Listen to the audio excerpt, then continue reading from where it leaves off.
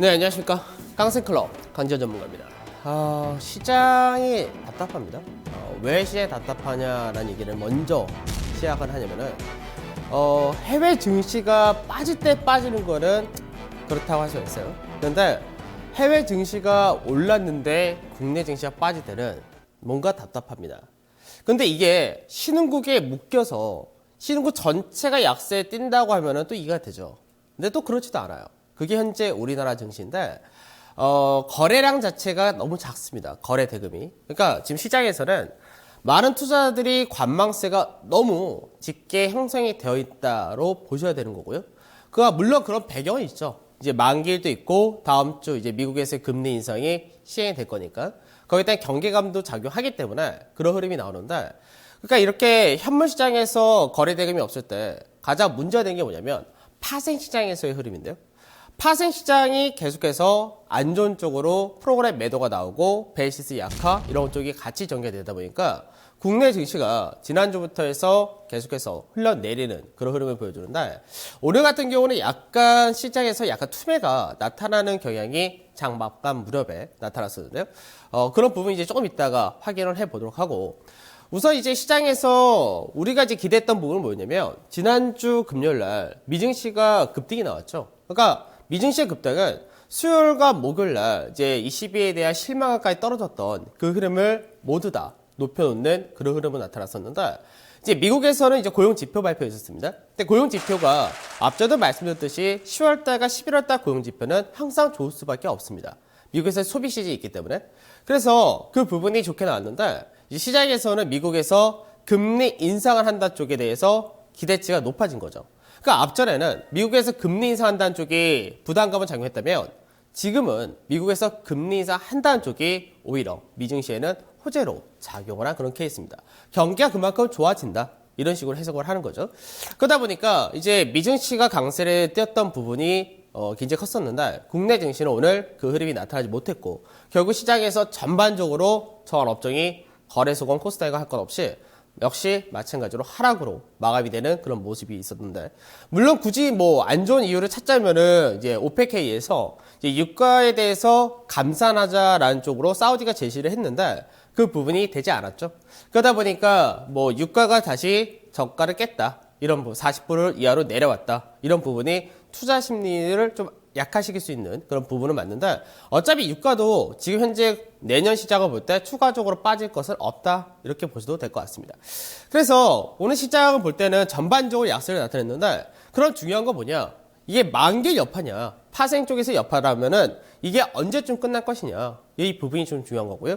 그리고 12월달 증시는 제가 앞전부터 굉장히 기대치가 높은 증시다, 12월달 장세는. 근데 그게 아직까지 유효하냐? 당연히 유효하죠. 그러면 그거 왜 그렇게 생각하는지도 마찬가지로 좀 체크를 해보도록 하겠습니다. 먼저 미증시부터 우리가 한번 체크를 해보고 가도록 하겠습니다. 미국에서 이제 어저께, 그러니까 지난주 금요일이었죠? 고용지표 나왔었는데, 고용지표도 볼게요. 고용지표 같은 경우는 이제 예상치가 18만 건 정도가 예상됐었는데, 실제로는 이제 한 20만 건 정도 예상했었죠. 근데 이제 21만 건이 나와서 예상치를 상회하는 그런 결과가 나왔는데, 어떻게 보면은 이제 10월 달보다 상당히 이제 저조하다라고도 볼 수 있는데, 10월 달이 유례적으로 굉장히 컸었죠. 그러니까 앞전에 18만 건 전망했었던 10월 달 고용 지수가 28만 건이나 27만 건이 넘게 나왔으니까 앞전에 기저효과가 있었기 때문에 상승이 오히려 고용 지수 같은 경우가 예상치는 상했지만 앞전만큼은 많이 나오지 않았다. 그래도 여전히 견조하다, 이렇게 나타난 거고요. 그 다음에 고용지수가 나오고 나니까 이제 미국에서 금리 인상에 대한 기대치가 어떻게 나오냐. 12월달 금리 인상한다 쪽이 이제 79.1%까지 나왔죠. 그러니까 이제 전달 같은 경우는 이게 69%였는데 이제 79%니까 80%죠. 그러니까 이제 보통 연준에서 어떤 결과에 대한 기대치가 있을 때 80% 가까이 됐다는 얘기는 시장에서는 거의 확정이다라고 보셔도 과언이 아닙니다. 그래서 이제 미국에서 12월달 금리 인상, 이제 다음 주가 될 텐데, 다음 주는 금리 인상 한달 쪽이 되는 거고요. 그리고 이 부분이 미증시에서는 이제 경기가 그만큼 좋아진다, 이렇게 해석을 했다는 거죠. 그러다 보니까 이제 미증시 자체가 상승폭이 나오는 그런 흐름이 나오는데요.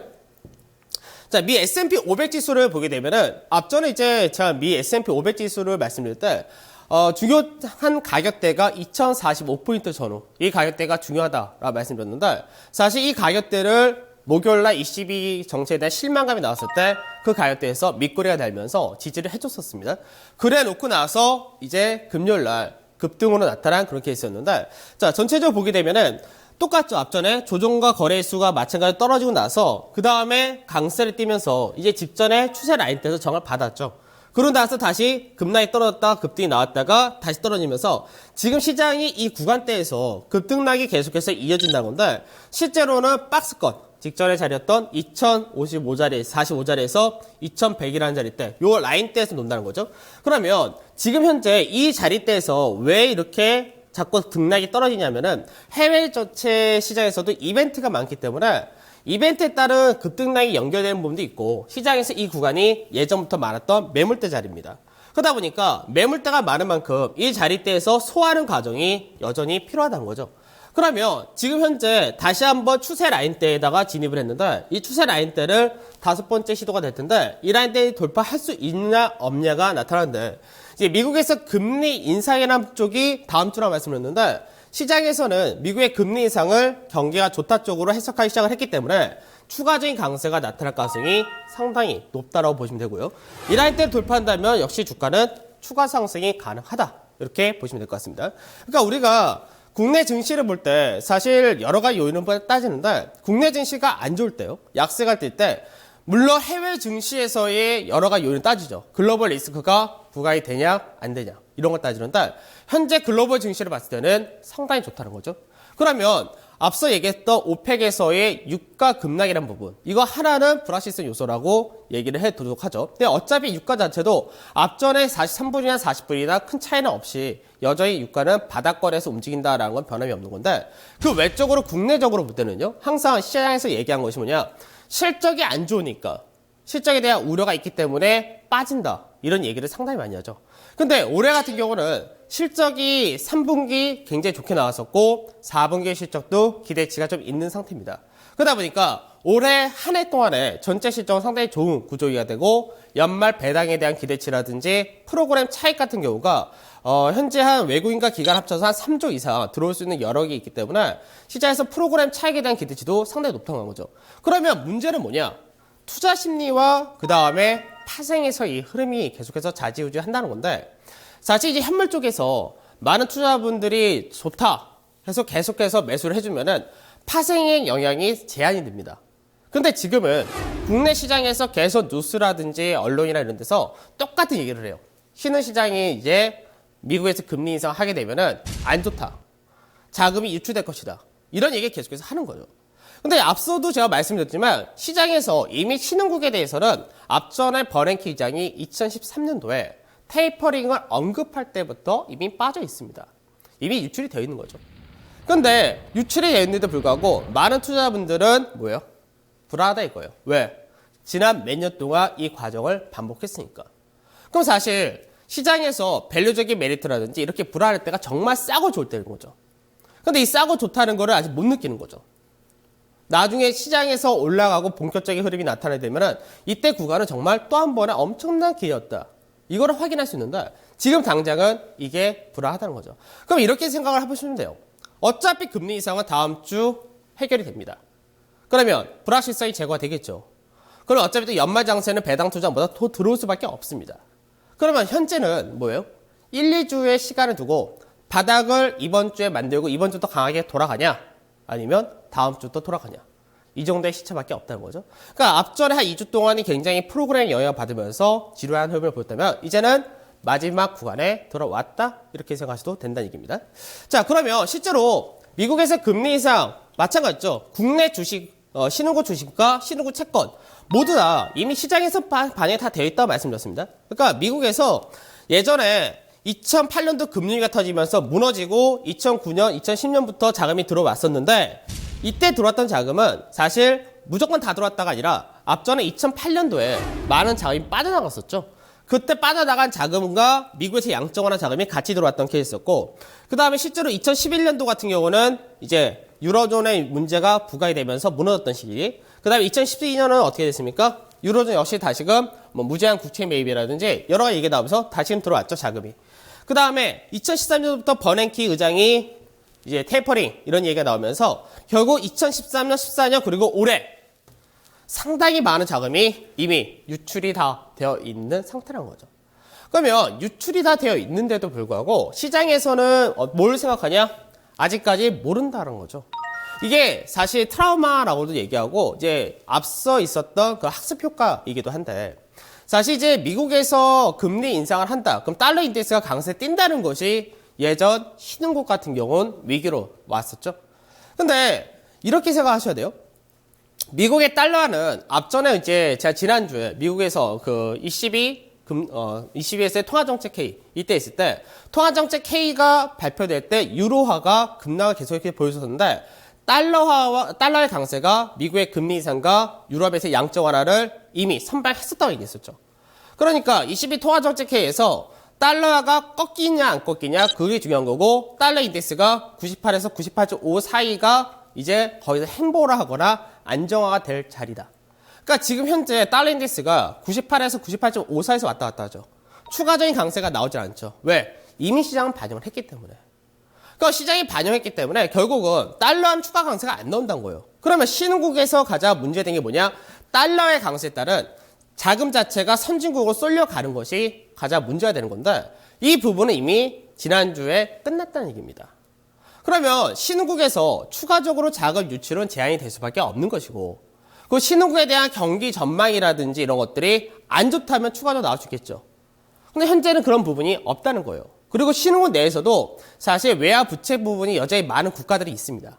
남미 쪽에 있는 몇몇 국가들은 여전히 달러 자산, 달러 부채가 여전히 많은 편인데 이제 우리나라를 비롯해서 아시아 국가들은 외화 보유액도 많을 뿐만 아니라 달러 부채가 예전만큼 많지가 않아요. 비중이. 그렇기 때문에 실제로 신흥국 내에서도 차별화가 나타나야 되는 것이고 그 안에서 국내 증시 같은 경우는 외국인에서 뭐 금리 인상한다 해서 문제가 생긴다 이런 거 볼 필요 없는 거죠. 그리고 사실 달러와도 마찬가지예요. 예전에는 기축통화가 달러밖에 없었습니다. 우리나라 IMF가 터졌던 90년대 후반에는. 근데 2000년도 들어오면서 유로화가 크게 부각이 되었기 때문에 시장에서 이미 달러와 하나를 보고 시장이 좌지우지되는 그런 시대는 지나갔다는 거죠. 근데 옛날 생각만 하면은 당연히 그런 거죠. 미국에서 금리 인상하는데 한번 충격 올 거야. 근데 미국에서 금리 인상에 와서 금리 인상할 때 국내 증시를 비롯한 신흥국에 충격이 왔을 때는 딱 한 번이었습니다.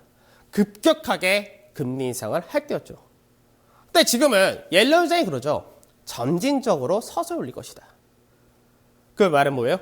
금리 인상한다 하더라도 서서히 올린다는 얘기입니다. 신흥국의 충격은 제한이 될 수밖에 없다는 거예요. 그러면 신흥국 증시가 실제로 우리나라와 비슷하게 간 국가가 있죠. 그게 바로 어디입니까? 대만 증시죠. 대만 증시 같은 경우는 우리나라와 똑같이 MSCI 이머징 국가에 포함이 되어 있고요. 그리고 중국에서 MSCI에 신흥국가에 편입이 될 때 비중이 동일하게 떨어지는 국가 중에 하나가 바로 대만입니다. 그래서 대만 증시나 우리나라 증시나 대외적인 여건에서는 동일하게 여파를 받았었죠. 그러니까 미국에서 금리 인상을 한다, 테이퍼링을 한다, 미국의 경기가 안 좋다, 중국의 경기가 우려된다 이런 얘기가 나올 때마다 대만 증시도 우리나라와 거의 흡사한 흐름을 보여줬습니다. 왜냐하면 대만 역시도 중국에 대한 무역 규모가 굉장히 크거든요. 그러면 대만 증시는 어떻게 됐냐? 똑같습니다. 우리나라 무너졌던 그 흐름이 나타났듯이 대만도 똑같이 무너졌죠. 8월 중순에 동일한 시점에서 바닥을 잡아줬고 그리고 상승도 마찬가지로 동일하게 11월 초까지 동일하게 나타나죠. 그러니까 대만 증시라든지 우리나라 증시라든지 여기까지 흐름이 동일하게 나타났습니다. 그리고 난 다음에 똑같이 여기서 조정을 여기까지 같이 받았어요. 이 자리대가 무슨 자리냐? 전체 상승폭의 38.2%짜리입니다. 그러니까 이 자리에서 지지를 받은 거죠. 근데 이 자리에서 지지를 받고 그 다음에 대만은 어떤 식으로 왔냐? 이 구간대에서 박스권으로 간 거죠. 우리나라 증시는 여기서 추가 상승이 강하게 나왔다가 다시 꺾인 건데 대만은 박스권으로 간 겁니다. 그 상태에서 오늘 시장에서 미국에서 급등 나왔던 부분이 대만은 어떻게 됩니까? 박스권 상단을 살짝 돌파를 했다가 종가는 밀렸는데 중요한 건 뭡니까? 21선 자리대를 올라탔다는 거죠. 그러니까 대만 시장은 무슨 그림이 만들어지고 있습니까? 21선 쌍바닥이 만들어진 거죠. 우리하고 마찬가지로 11월 30일 날 MSCI 리밸런스 있는 날 급등이 떨어졌었고 그러고 나서 급등이 똑같이 나타났고 미국, 유럽에서의 22 부양세 나올 때 한번 충격받았다가 밑꼬리 달면서 반등 나오고 그 다음에 나타난 거죠. 그러니까 결과적으로 대만 시장은 지금 최근 1주, 2주 동안의 흐름이 뭡니까? 소화를 하고 그러고 나서 상단 자리에 올라타면서 21선 맞춰주는 그림이기 때문에 결국 대만 증시 전체 쌍바닥이 만들어진 구조이니까 추가적으로 강세가 된다면 위로 간다는 얘기죠. 즉 뭡니까? 미국에서 달러가 꺾인 다음에 추가적인 약세를 띄지 않는다는 얘기예요. 그러니까 신흥국에 대해서 만일 미국에서의 금리 인상이 정말 신흥국에 영향을 준다면 대만 시장도 같이 빠져야죠. 근데 견조하다는 거죠. 바로 뭐 때문에 그러면 우리나라는 역시나 앞서 말씀드린 대로 투자 심리가 약화된 상태에서 파생 시장이 흔들어 버리는 거예요. 그러니까 파생에서 계속해서 외국인들이 선물 매도하면서 베이스 약화되면서 프로그램 매도 떨어지니까 이게 흐름이 나타난 겁니다. 그래서 어차피 이거는 만기 전후로 어차피 해소가 돼요. 그러니까 만기 전후 끝나냐 다음 주에 끝나냐 이 차이밖에 없는 현재는 그 구간이라고 합니다. 그러면 국내 선물 지수는 어떻게 되냐? 비교를 해보자고요. 국내 선물 지수는 제가 좀 화면을 확대해놨는데 빠졌던 구간 똑같죠. 바닥을 만들었던 구간 올해 8월 24일 아까 대만 증시가 받았었던 구간과 똑같습니다. 그리고 나서 고점을 만들었던 시기도 11월 초 동일하죠. 그런데 여기서부터 우리나라는 좀 차이가 생기는데 여기까지 똑같이 하락을 합니다. 9거래 동안에 하락을 동일하게 했는데 대외적으로 글로벌 증시가 영향이 있었으니까 그러고 나서 반등이 강했던 거죠. 반등이 9거래 동안에 강하게 나타났는데 이 반등이 나올 때 가장 큰 요인이 바로 연기금을 중심으로 한 쇼커버링 이쪽이 가장 강하게 나왔던 겁니다. 강하게 나왔다가 지금 현재 대만은 이 구간대에서 박스골로 갔는데 우리나라는 V자로 반등이 나오고 그리고 다시 꺾인 거죠. 그러니까 대만 증시는 11월 30일 날이 저점이고 그리고 나서 행보를 했다면 현재 국내 증시는 어떻게 됐다는 얘기입니까? 하나 더 떨어졌다는 얘기예요. 그러면 지금 날짜수로 보면 어떻게 되냐? 앞전에 2차 상승이 나올 때 추석 지나고 나서 25거래 동안 상승했고 그리고 내일이 무슨 날이다? 25거래일 변곡일이다. 그리고 현재 9999로 가고 있기 때문에 9거래 동안 하락했고 9거래 동안 반등했고 9거래 동안 반등이 나온 마무리가 되는 변곡이 바로 내일이에요. 그러면 오늘 시장에서 반등이 안 나오고 결국 하락으로 마무리되었는데 시장에서 오늘 또 지지를 해준 자리가 공교롭게도 241자리죠. 그러니까 이 자리는 제가 앞전에 주봉사에서의 그림을 그려드리면서 큰 그림 볼 때 월봉사에서 241자리 이 자리가 깨지지 않고 지지가 됐을 때는 강하게 급등이 나온다. 이런 얘기를 해드렸는데 그 가격대를 딱 오늘 맞춰 놓은 거예요. 그러면서 결과적으로 어떻게 됩니까? 선물은 오늘 약보합. 그런데 종합주가지수는 0.6% 정도 하락. 뭐가 바뀌게 돼요? 베이시스가 바뀌는 거죠. 그러다 보니까 이제 시장이 내일 가장 중요한 변곡일인데 변곡에서 내일 만일 반등이 나와서 대만 증시와 마찬가지로 21선을 올라타는 과정이 나온다면 그때는 다시 한번 추세 상단 자리를 돌파할 가능성이 높아진다는 거죠. 그러니까 시차의 문제예요. 속도의 문제이고. 그러니까 시장 자체가 지금 이런 구간이구나. 겁먹을 구간은 아니죠. 왜? 겁을 먹으려고 하면 시장에서 실적이 안 좋다거나 정말 국내적으로 문제가 있거나 여러 가지 이슈가 있어야 되는데 지금 현재 12월 달이잖아요. 배당에 대한 기대치도 있는 시장이죠. 어차피 자금은 들어오게 되어 있어요. 연기금이 들어오던 프로그램이 들어오던. 그러니까 현재는 이 파생 쪽에서만 돌아가면 된다는 얘기죠. 그러면 베이시스라는 게 파생을 안 하신 분들은 잘 모르겠지만 베이시스라는 게 개선되기 위해서는 딱 두 가지 방법밖에 없습니다. 첫 번째가 선물이 강하게 움직이거나 아니면 현물이 빠져버리거나 둘밖에 없는데 오늘 이게 동시효과에 다 나와버린 거죠. 선물은 급락으로 떨어뜨린 듯 하다가 결국은 약보가 끝난 거고 현물 시장에서는 동시효과에 급락이 떨어진 거죠. 근데 현물 시장에서 급락이 떨어질 때 외국인이나 기관이 매도를 크게 던졌냐? 아니죠. 전부 다 누가 던졌습니까? 개인들이 불안하니까 던졌다 이거예요. 결국 개인들의 투매를 유발시켜 놓고 시장에서는 막판에 선물은 외국인들이 커버링이 나오는 그런 케이스가 된 거죠. 분봉을 한번 볼게요. 베이시스까지도 봐야 되니까 선물지수 분봉을 보게 되면은 이거 먼저 보고 분봉을 먼저 보고 나중에 설명해 드릴게요. 분봉을 보게 되면은 지금 현재 분봉사에서도 마찬가지인데 요 근래 시장에서 11월 달에 고점 만들고 빠질 때 갭을 동반한 3개를 합니다. 갭 3개를 만들고 나서 바닥을 찍고요. 그 다음에 갭 3개를 만들고 단기 고점을 만들고요. 그 다음에 다시금 갭 3개를 찍고 다시금 바닥을 만드는데 오늘 시장에서 지지를 받았던 이 241자리가 직전 11월 달부터 쭉 내려왔던 하락 추세 자리이면서 지금 채널 패턴의 하단 자리를 딱 맞춰놓은 거죠. 그러니까 이 라인대에서 오늘 지지가 되면서 내일 반등이 나올 때 반등이 244라는 자리대를 넘어가느냐 못 넘어가냐가 가장 관건이 되는 것이고 244라는 자리대를 넘어간다면 시장은 강하게 방향을 다시 틀어준다가 되는 거죠. 자, 위에 화면을 볼게요. 위에 화면이 베이시스를 얘기한 건데 베이시스가 앞전에 시장에서 11월 중순 초까지는 어떻게 됩니까? 베이시스가 계속해서 높게 형성이 되죠. 프로그램 매도가 안 떨어졌다 이거예요. 근데 어느 순간부터 특히나 지난주부터 12월 달 들어오면서부터 베이시스가 마이너스로 가죠. 그러니까 베이시스 마이너스로 가니까 어떻게 됩니까? 프로그램 매도가 계속 떨어지죠. 그러다가 오늘 장 마감 무렵에 어떻게 해요? 베이시스를 엄청나게 높여놨죠. 어떻게? 현물 시장은 떨어뜨려 놓고 선물 시장은 막판에 반등을 시켜버리니까. 자, 그러면 외국인들은 왜 그렇게 선물을 매도를 하냐? 이유는 간단합니다. 외국인들의 롤오버 문제가 있는데 이제 롤오버란 게 뭐냐면 외국인들은 항상 대부분 2011년도 10년도 이후부터는 포지션을 취할 때 항상 선물 매도 포지션을 잡고 가요. 그러니까 왜 선물 쪽에서 매도를 잡고 하냐면 우리나라 증시에 지금 외국인들이 현물 쪽에서 많이 팔았다 하더라도 아직까지 전체 상장 주식에서 갖고 있는 지분이 굉장히 많죠. 그렇기 때문에 외국인 같은 경우 선물 매도를 통해서 어느 정도 해지를 하는 전략을 종종 쓰게 되는데 이 매도 물량이 극대화가 될 때가 있습니다. 엄청나게 많이 팔 때가 있어요. 매도 규모를. 이럴 때는 언제요? 시장에서 굉장히 비관적으로 볼 때 그렇게 매도가 많습니다.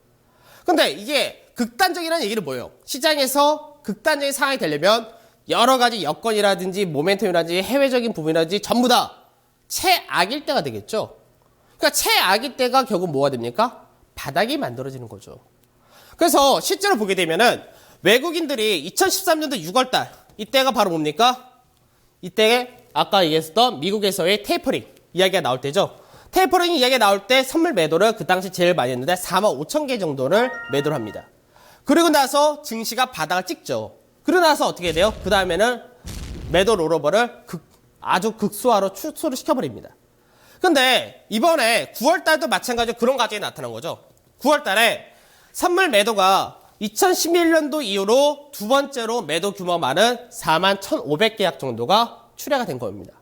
그러니까 시장에서 어떻게 돼요? 아주 극단적으로 떨어졌으니까 당연히 시장에서는 이게 악재가 해소가 되면은 커버링이 강하게 나올 수밖에 없는 여건이 되는 거죠. 그래서 앞전에 외국인들이 시장에서 선물 매도를 했던 자리 4만 1,000계약을 다 채우고서도 10,000계약 이상의 매수가 들어왔던 건데 이게 지금 다 나간 거죠. 나가면서 오늘 장중에 어떻게 되냐? 선물 누적 매도를 15,000개까지. 그러니까 보통 평균적으로 따질 때가 15,000개에서 20,000개 사이인데 그 라인 때까지 오늘 매도를 했다가 장 막판 무렵에는 줄어서 한 12,600계약 정도로 줄어났다는 거죠. 그러니까 외국인들이 어느 정도 던진 물량은 던졌다는 얘기입니다. 그럼 여기서 추가적으로 선물 매도가 더 나올 수도 있겠지만 선물 매도가 이제 어차피 목요일날 만기일이니까 그 전에 어느 정도는 다 끝났다가 됩니다. 그럼 베이시스까지 맞추는 상태에서 만기 때까지 추가적인 선물 매도가 제한이 된다면 국내 증시에서 반등이 나올 수 있는 요건은 많아지는 거죠. 그러면 지금 구간에서 여러분들한테 제가 이런 얘기를 하죠. 글로벌 경기 여건이 나쁘지 않다. 글로벌 증시도 좋다예요. 현재도 유럽 증시가 급등이 나오듯이 유럽에서 ECB 부양책이 제가 그때 똑같이 말씀드렸습니다. 시장에서 기대치는 못했기 때문에 급락이다. 그런데 우리가 결과적으로 중장기적으로 보면은 결국은 양적 완화 규모를 3,600억 유로를 늘렸다는 거죠. 결국은 호재예요. 당일날 시장에서 기대치에 못 미쳤다 뿐이지. 그러면 미증시도 마찬가지로 어떻게 합니까? 미증시나 유럽 증시 한번 급락 떨어지지만 결국 다시금 반등이 나올 수 있는 그런 구조가 되는 거예요. 왜? 이미 시장에서 선방했던 부분에 대해서 해소, 그 다음에 길게 보니까 역시나 호재구나. 그 국내 증시도 마찬가지입니다. 유럽에서 양적 완화 규모가 기간이 늘어났다. 역시 호재라고 그랬죠. 그러면 이런 부분은 결국 끝나는 거고. 그럼 국내적으로 뭐만 따지면 됩니까? 실적만 따지면 되죠. 실적이 좋은 증시가, 실적이 기업들이 좋은데 주가가 올해의 시가 자리보다 작년보다 낮다. 뭘 얘기합니까? 싸다는 얘기예요. 배당 투자라는 관점이냐면은 사실 지금은 배당 투자 중장기적으로 너무나 좋은 위치인데 아직 그거는 뭐 여러분들이 투자 심리가 아직까지 약하기 때문에 좋다는 것만 알고 계시면 될 것 같고 영업이익 한번 보자고요. 영업이익이 왜 국내 증시가 박스권에서 벗어나지 못했냐? 간단한 거죠. 벗어나지 못했던 이유는 2011년도에 115억이라는 영업이익, 115조라는 영업이익을 만들고 어떻게 되면 계속 감소를 했던 거죠. 작년까지. 그러다 작년에서 감소했다가 올해는 어떻게 합니까? 전년 2011년보다 위죠. 근데 주가는 2011년보다 위가 아니라는 얘기예요. 높질 않은데 작년보다는 굉장히 큰 폭의 증가가 나왔죠. 그러면 최소한 국내 증시가 2011년도에 고점 잘 때까지 안 간다 하더라도 작년에 시장에서의 종가보다는 낮을 이유가 없는 거죠. 그럼 현재 지금 구간은 무슨 얘기를 하는 얘기예요? 과매도 구간이라고 얘기를 하는 겁니다. 내년 시장에 대한 전망은 당연히 좋고요. 아직 이거는 너무 기대치가 높기 때문에 내년 시장에 대해서는 얘기할 필요가 없어요. 하지만 전체적으로 보게 되면 뭡니까? 올해는 시장에서 영업이익의 증가 그리고 영업이익 증가율도 크게 개선된 거죠. 앞전엔 감익만 되다가 증가가 됐다는 얘기입니다. 그러면 여러분들이 시장을 접근할 때 밸류적인 부분에서 실적적인 부분에서 우려할 게 없다. 이게 나오면 뭐예요? 지금 시장은 뭐예요? 겁먹는 구간 아니다. 지금 구간은 아주 감사하게 받아서 가시는 구간이다. 길어봤자 없습니까? 이번 주부터 돌리거나 아니면 다음 주가 또 17주의 변곡일로 나타난 주이기 때문에 어차피 다음 주 올라가거나 시장 똑같아요. 이번 주 갈 거냐? 다음 주 갈 거냐? 내려올 때는 기회다. 그렇게 잡고 시장에 대해서 지금은 걱정보다는 적극적으로 기회를 잡는 그 관점에서 접근을 하시면 될 것 같습니다. 자, 오늘 하루 아마 시장에 재미가 없어서 조금 우울하실 수도 있었을 것 같은데 내일부터 좀 좋은 시장이 되기를 저도 좀 간절히 바라고 여러분들도 내일 시장부터 좀 기대치를 갖고 시장을 접근하시면 좋을 것 같습니다. 자, 오늘 여기서 마무리하도록 하겠습니다. 깡센클럽 강지현 전문가였습니다.